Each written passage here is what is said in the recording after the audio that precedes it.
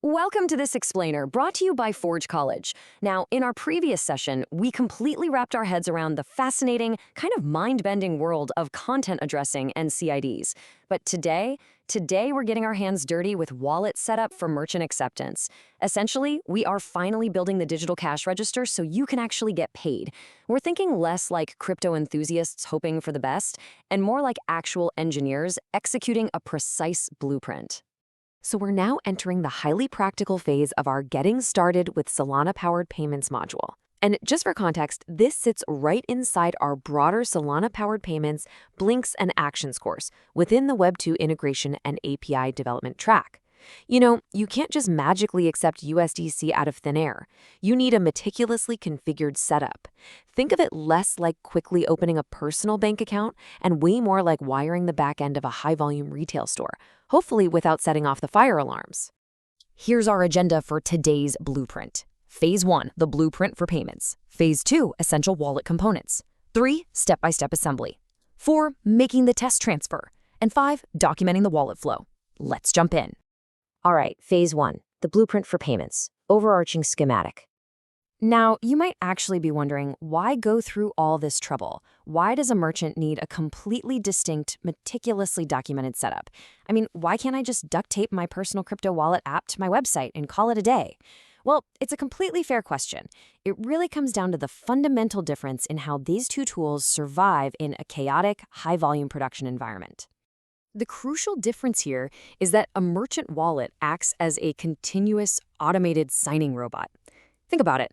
A customer clicks approve on their phone to buy a single coffee. Easy, right? A merchant's backend, however, needs to live on a server, instantly verify incoming payments, and automatically issue refunds at, say, 3 a.m. while you are fast asleep. It's a totally different beast.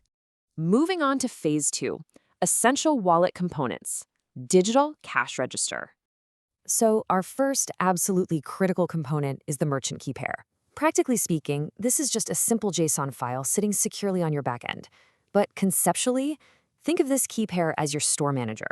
This manager holds the literal master key to authorize all of your backend operations, like issuing refunds or sweeping funds at the end of the day.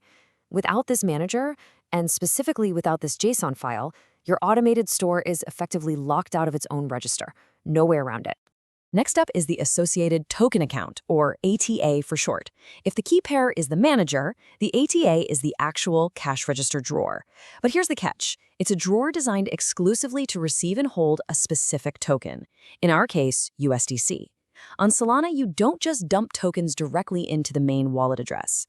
Instead, you send them to that specific wallet's associated token account for that specific token. It keeps everything beautifully, perfectly organized. And this breaks down exactly how our 3 main artifacts map perfectly to their engineering purposes. We've got our key pair file for signing, our ABTA for receiving the actual USDC, and finally a wallet flow document. This document is super important because it bridges the Web3 blockchain world with your Web2 server world. It acts as the standard operating procedure that tells your backend systems exactly how to verify that a payment has successfully landed in that specific drawer. Ready for phase 3, step-by-step assembly, assembling components.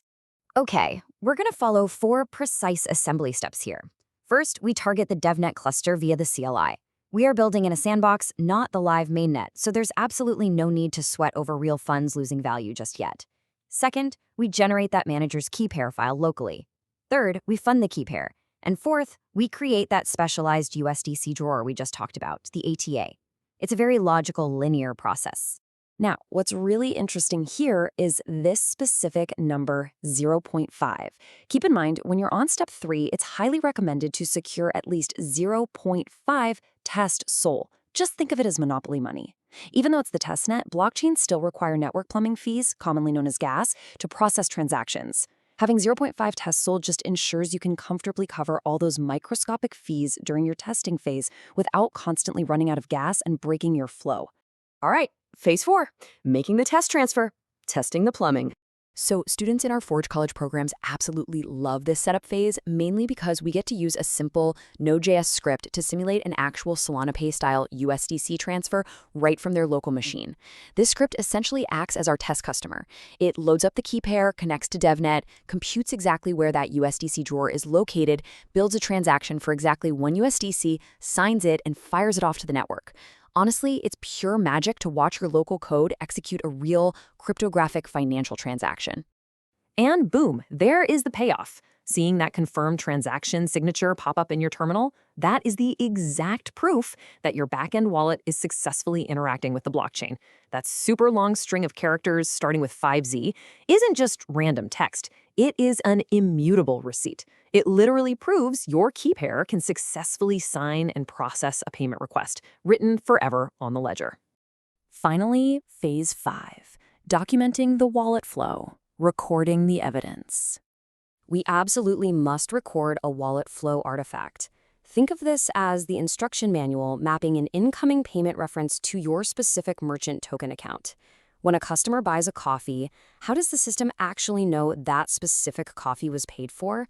Well, the wallet flow dictates exactly how to check the transaction signature against the order reference on-chain. Without this documentation, your backend is essentially flying blind, which is incredibly dangerous in a production environment.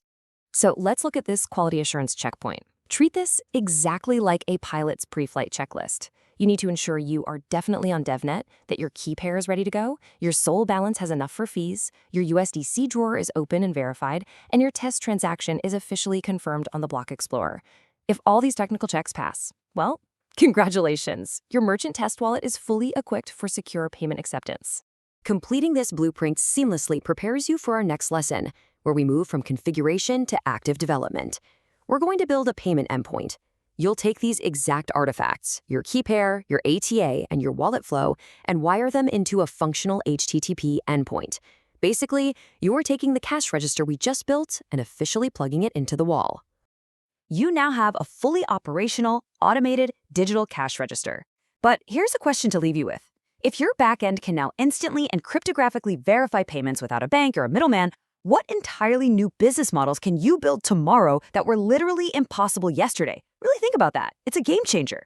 To dive deeper into these blueprints and master Web2 integrations on Solana, make sure to visit forge.college to check out more of our resources. Thanks for joining me on this explainer, and I'll see you in the next one.